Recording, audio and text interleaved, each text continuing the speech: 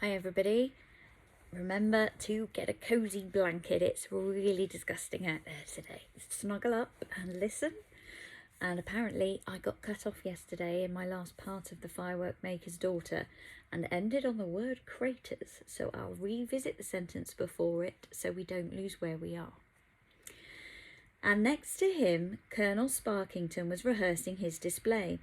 There was a gigantic red, white and blue rocket with a saddle on the back of it, and on a scaffolding platform high above the treetops there was a model of the moon with dozens of craters all being loaded with exciting looking things. It was too much. Lal Chand and Lila looked at the vast displays being prepared by the other artists and then at their 3 little cartloads and their hearts sank. "Never mind," said Lal Chand. "Ours is a good display, my love. Think of the foaming moss. They've got nothing like that." "Or the underwater fuse," said Lila. "Look, they're having to light that sea god by hand. We can do better than that, Father." "Of course we can. Let's get to work." They unloaded their materials and the batik painter and the sandalwood carver took their carts back with the promise of free tickets to the show. The day passed quickly. All the firework makers were very curious about one another's displays and kept wandering over to have a look with the excuse of borrowing a handful of red fire powder or a length of slow fuse. They came to look at Lal Chand and Lila's and they were very polite, but it was plain that they didn't think much of it. And all of them were desperate to look under Dr. Puff and Flash's tarpaulin, but he kept it tightly tied down. Promptly at 7 o'clock the sun went down, and 10 minutes later it was dark.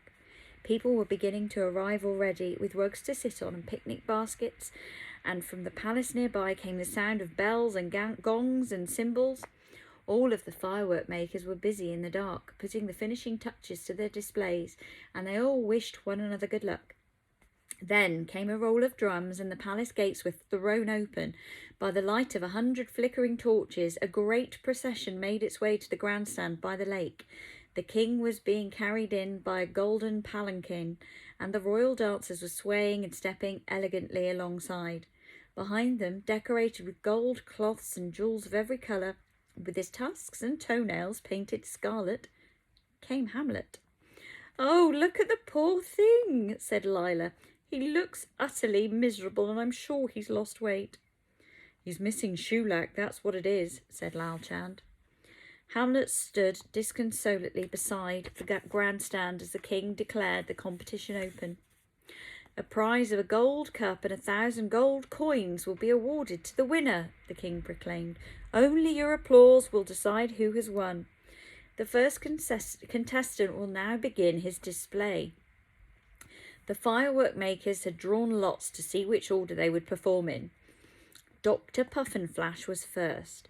Of course, the audience had no idea what to expect, and when his mighty rockets whizzed up into the night sky and his gigantic Bombardenolem Sparkenpumpen began to play The Rise of the Valkyries, hurling out great lumps of Teutonic lava, they all burst into oohs and ahs of excitement. Then came the highlight of his display. Out of the darkness arose a tribute to the king's favourite dish, a gigantic pink prawn, fizzing and sputtering, which began to revolve faster and faster until it all went out in a shower of salmon-coloured sparks and a sonorous chord from the Bombendernorgelmitsparkenpumpen. The applause was colossal. "That was good," said Lila apprehensively. "That big prawn, really big and pink." "A bit too obvious," said Lal Chand. "Don't worry. Nice pink, though. Must ask him for that recipe." The next to go was Signor Scorchini with the Neapolitan pyrotechnicians. Red, green and white rockets whizzed up in the air to explode with enormous bangs that echoed all around the city. And then the galleon came ablaze with sparklers and Catherine wheels, and a chorus of galley slaves made of Roman candles moved their oars stiffly to and fro. Suddenly a giant octopus rose up out of the water, waving ghastly green tentacles, and attacked the ship. The sailors fired all kinds of jumping jacks and whizzers and incandescent fountains at it, and then they tipped cascades of Greek fire over it from barrels lashed to the masts. The noise was indescribable. Just when it looked as if the ship was about to tip over, up came King Neptune, waving his trident, accompanied by 3 mermaids. The band struck up and the mermaid sang a jolly Euro song called Boom Bang a Bang. The octopus waved its tentacles in time and the more rockets went off in rhythm with the music. The audience loved it. They roared with delight. "Oh dear," said Lal Chand, "that was very exciting. Oh dear, oh dear." "But didn't you see how they had to light the sea god?" Lila said. "They had to wait till he was right out of the water and a little man in a boat reached up with a match. Just wait till they see our underwater fuse."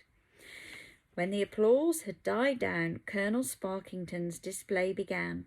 First, a lot of saucer-shaped fireworks whizzed down from the darkness and landed on the grass. That got a round of applause on its own.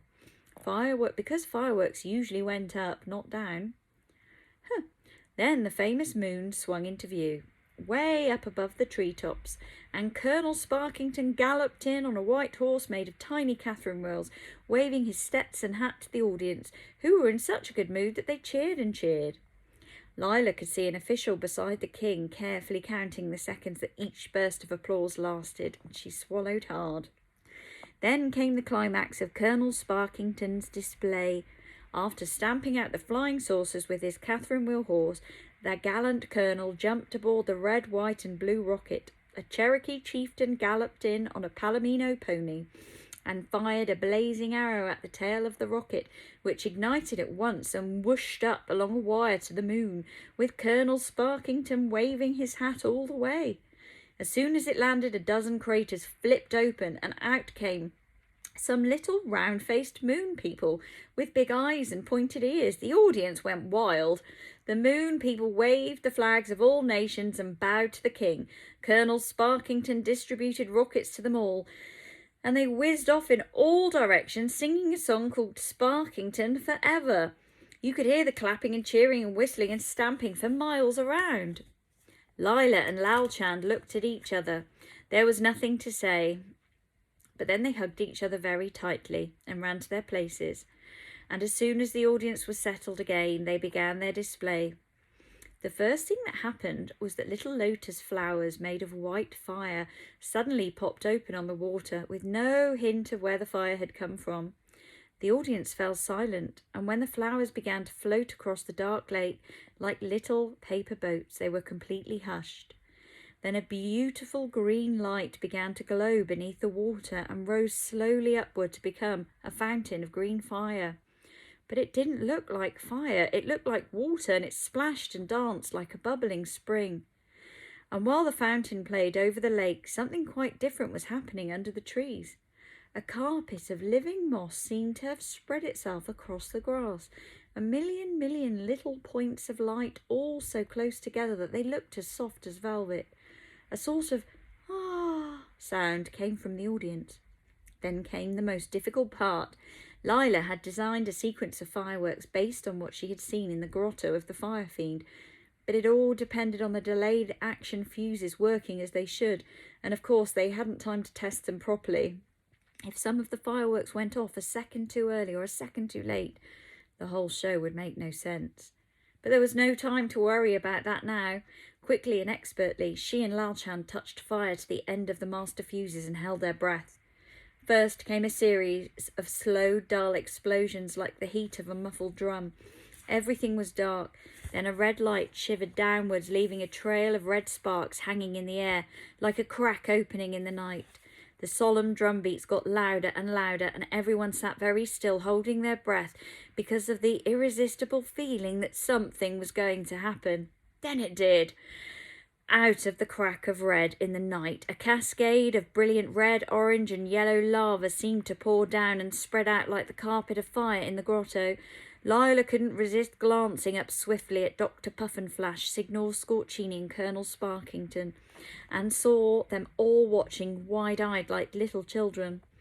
When the lava carpet had flowed down almost to the edge of the lake, the speed of the drumbeat got faster, and sharp bangs and cracks beat the air between them. And suddenly, dancing as he had in the grotto, Razvani himself seemed to be there, whirling and stamping and laughing for joy in the play of the eternal fire. Both Lila and Lal Chand forgot everything else and seized each other's hands and danced as well. Never had they produced such a display. No matter what happened, it was worth it. Everything was worth it for a moment of joy like this. They laughed and danced for happiness. But their fire was not Razvani's, of course, and it couldn't last forever. The great red firework demon burnt himself out, and the last of the red lava poured slowly into the lake, and then the little white lotus boats, now scattered over the water like stars in the sky, flared up and burnt more brightly than ever for a moment before all going out at once. Then there was a silence. It was a silence that got longer and longer until Lila could hardly bear it, and she gripped Lal Chand's hand so tightly it nearly cracked. And I'm going to stop there on a good cliffhanger, and I will finish it hopefully tomorrow.